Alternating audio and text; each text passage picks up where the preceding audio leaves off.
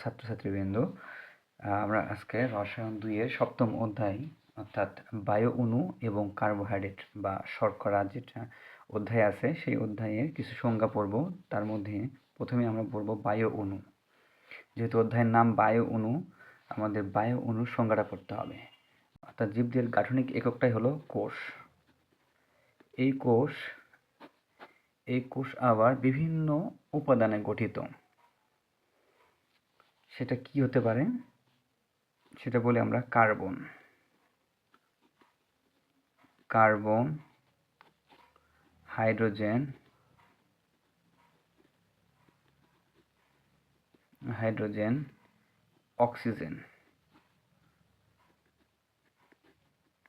Oxygen,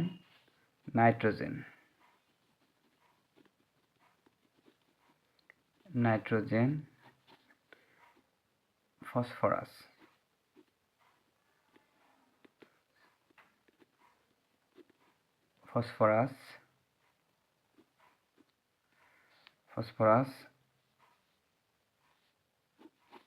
এবং sulphur.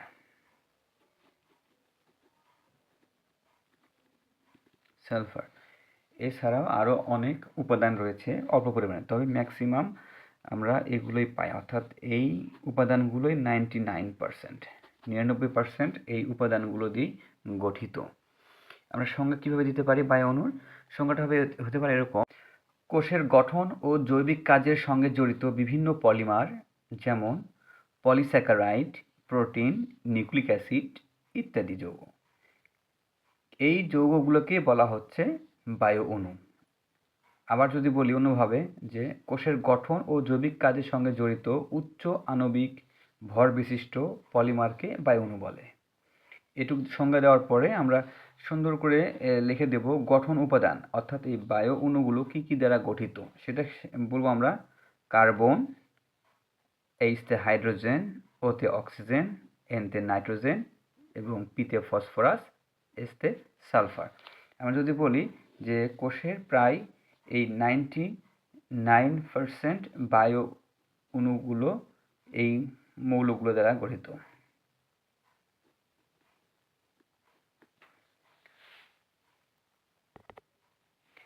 দ্বিতীয় যে কোশ্চেনটা ছিল আমাদের, সেটা হলো কার্বোহাইড্রেট। তারা বলতে পারি কার্বোহাইড্রেট হলো CHO, এছাড়াও আরও অনেক আছে। CHO অর্থাৎ কার্বন, হাইড্রোজেন, অক্সিজেন দ্বারা গঠিত পলিহাইড্রক্সি। পলি মানে আমরা বলছিলাম ক্লাসে, পলি মানে অনেক, হাইড্রক্সি OH অর্থাৎ হাইড্রক্সি OH দ্বারা গঠিত পলিহাইড্রক্সি অ্যালডিহাইড। আমরা জানি CHO মূলক থাকবে। অ্যালডিহাইড বা কিটোনটা আমরা জানি এরকম মূলক থাকবে।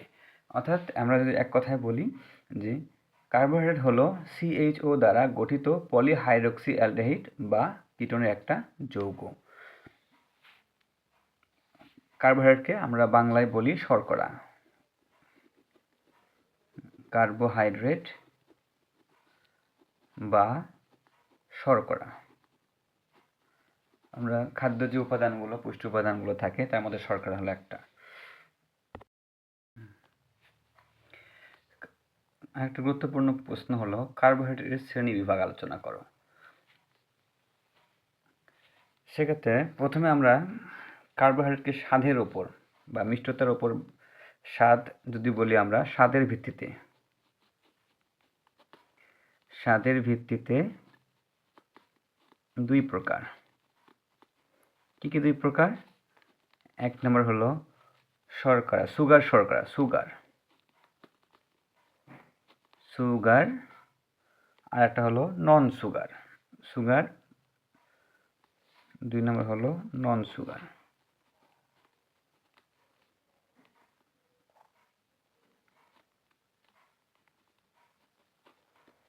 এখন সুগারটা কি? সুগার মানে বোঝা যাচ্ছে মিষ্টি, তাই না? এসব কার্বোহাইড্রেট হয় কেমন হয়?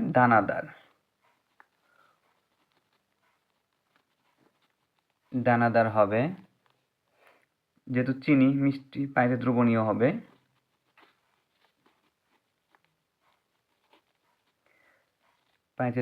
হবে। এবং স্বাদে কি হবে? মিষ্টি হবে।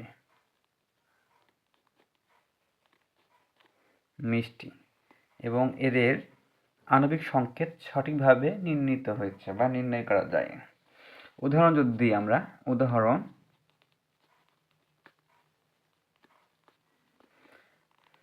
বিভিন্ন ধরনের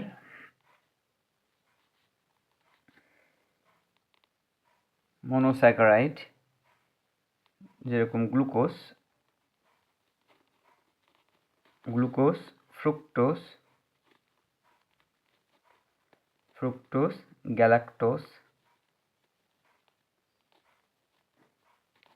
গ্যালাক্টোজ ইত্যাদি।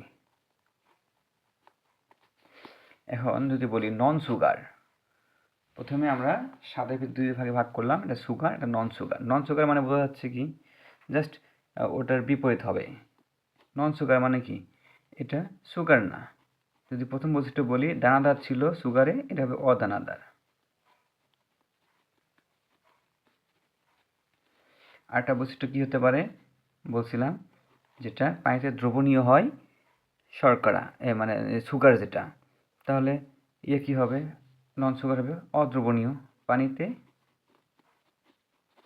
অদ্রবণীয়।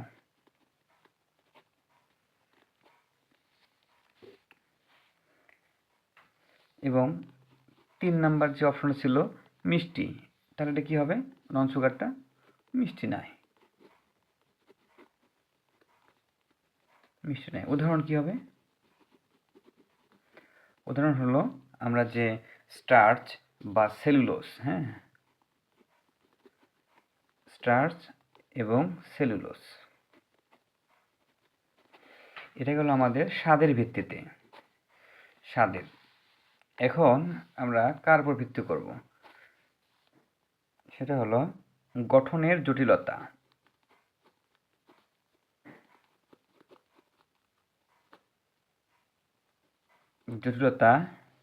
ও আর্দ্র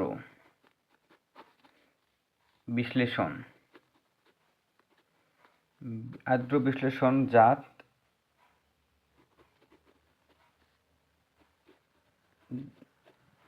যৌগের অণুর সংখ্যা,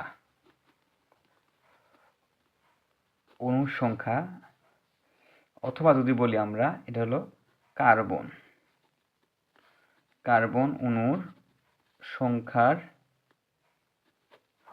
সংখ্যার উপর ভিত্তি করে 3 ভাগে ভাগ করা যায়।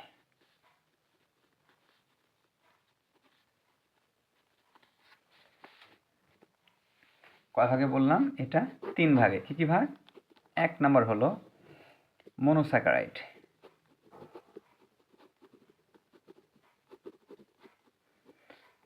মনোস্যাকারাইডগুলো কেমন হবে, সেটা হলো এই সকল কার্বোহাইড্রেটকে যদি আমরা আর্দ্র বিশ্লেষণ করে ক্ষুদ্র অণু বিশিষ্ট অপর কোনো কার্বোহাইড্রেট পরিণত করা যায় না, এদেরকে মনোস্যাকারাইড বলা হয়। কি বলা হয়? মনোস্যাকারাইড। মনো মানে এক, অর্থাৎ এই সকল কার্বোহাইড্রেটকে যদি আমরা আর্দ্র বিশ্লেষণ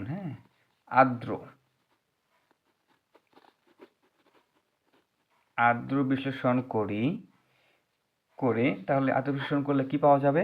ক্ষুদ্রতর অণু পাওয়া যাবে, অণু বিশিষ্ট আর অপর কোনো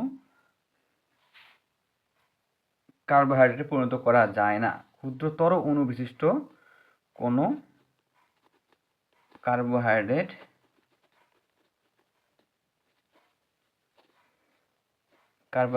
পরিণত করা যায় না, তাদেরকে বলা হচ্ছে মনোস্যাকারাইড। উদাহরণ কি হতে পারে? উদাহরণ হতে পারে আমরা যে গ্লুকোজ, ফ্রুক্টোজ, গ্লুকোজটা কেমন, সংকেতটা কেমন হবে? C6H12O6, গ্লুকোজ এবং ফ্রুক্টোজ। ফ্রুক্টোজের সংকেতটা কী হবে? জাস্ট একই জিনিস, C6H12O6।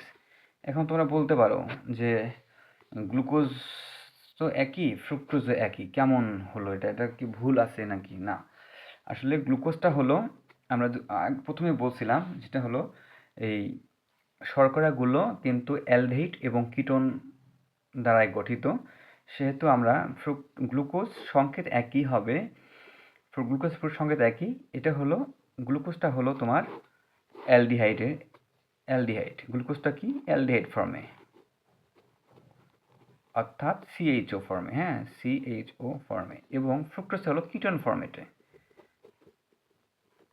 কিটোন, সেটা হলো আমরা বলছি কেমন হবে কিটোন, যদি ফরমেশনটা আমরা দেখি এইরকম কিটোন ফর্মেট হবে, হ্যাঁ। এটাই হলো আমাদের গ্লুকোজ এবং ফ্রুক্টোজের মধ্যে বেসিক পার্থক্য, আর বাদ বাকি সংকেতটা তো একই, সেম। আমরা মনোস্যাকারাইড পেলাম। মনোস্যাকারাইড হলো আদ্র বিশ্লেষণ করলে এটাকে আর কোনো ক্ষুদ্র কার্বোহাইড্রেটে পরিণত করা যায় না, অর্থাৎ এটাকে আর ভাঙলে আর অন্য কোনো কার্বোহাইড্রেটে পরিণত করা যাবে না, সেগুলোকে বলা হচ্ছে মনোস্যাকারাইড। এক্সাম্পল বলতে পারি আমরা গ্লুকোজ এবং ফ্রুক্টোজ। ফ্রুক্টোজ।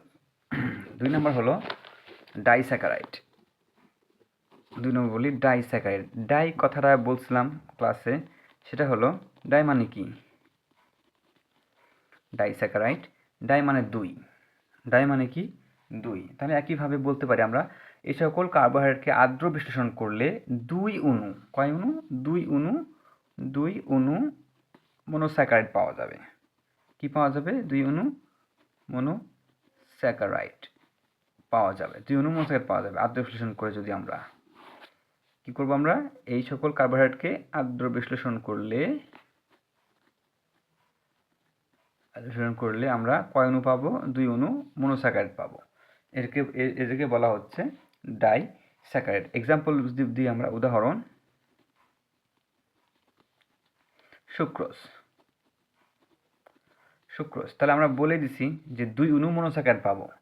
তাহলে আমরা সুক্রোজকে যদি আমরা এই আদ্র বিশ্লেষণ করি তাহলে কেমন দেখা যাবে? সুক্রোজের সংকেতটা আমরা যদি মনে রাখতে পারি যে C12H22O11, এটাকে আর্দ্র বিশ্লেষণ মানে পানি, আর্দ্র মানে ভেজা, হ্যাঁ, পানি দ্বারা বিশ্লেষণ করলে সেটা কী কী উৎপন্ন হবে?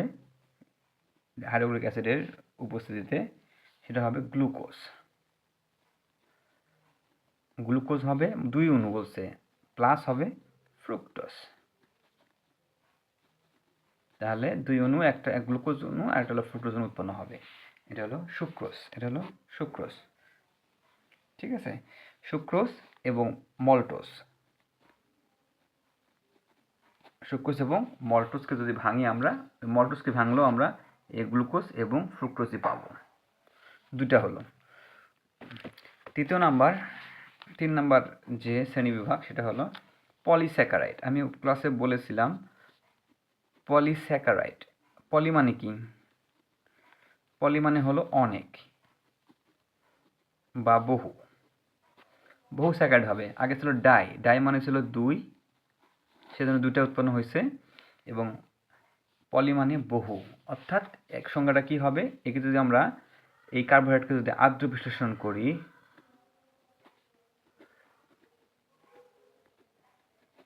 তাহলে আমাদের 2 এর অধিক, মানে একাধিক বোঝ, হ্যাঁ, সেই 2 এর অধিক মানে একাধিক, 2 এর অধিক,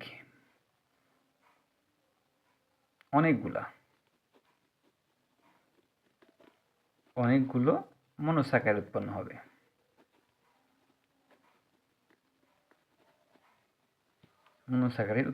অনেকগুলো মনোস্যাকারাইড। যেরকম উদাহরণ হলো স্টার্চ, সেলুলোজ, কমন সেলুলোজ। এখন আমি যদি একটু ব্যাখ্যাটা দিই, বলছে অনেকগুলো মনোস্যাকারাইড উৎপন্ন হবে। তাহলে আমরা একটু সিম্পল সংকেত দিয়ে বুঝে বলি, C6H10O5, এটা N দ্বারা বুঝেছে অনেকগুলো অণু একত্র হয়ে এই স্টার্চ গঠন করে, হ্যাঁ। এই স্টার্চকে আমরা যদি আদ্র বিশ্লেষণ করি, মানে পানির সাথে করি কার উপস্থিতিতে, হাইড্রোক্লোরিক অ্যাসিড উপস্থিতিতে, তাহলে আমাদের অনেকগুলো মনোস্যাকারাইড উৎপন্ন। মনোস্যাকারাইডগুলো কি? গ্লুকোজ অথবা ফ্রুক্টোজ। গ্লুকোজের সঙ্গে C6H12O6 কেমন হবে? অনেকগুলো, তার মানে N দেব আমরা, অর্থাৎ N অণু, মানে অনেকগুলো আমরা কি উৎপন্ন হবে? এই গ্লুকোজ উৎপন্ন হবে। আশা করি তোমরা বুঝে গেছো। আমরা তাহলে কার্বোহাইড্রেটের যে শ্রেণীবিন্যাস পাইলাম সেটা আমরা পরীক্ষা আশা করি পারবো। এটা মানে গুরুত্বপূর্ণ একটা কোশ্চিন, এটা পরীক্ষা আসার মতো। কার্বোহাইড্রেটের শ্রেণীবিভাগ, প্রথমত আমরা আবার রিভিশন দিই। কার্বোহাইড্রেটকে স্বাদের ভিতরে দুই ভাগে ভাগ করা যায়, সেটা হলো সুগার এবং 2 নম্বর হলো নন সুগার।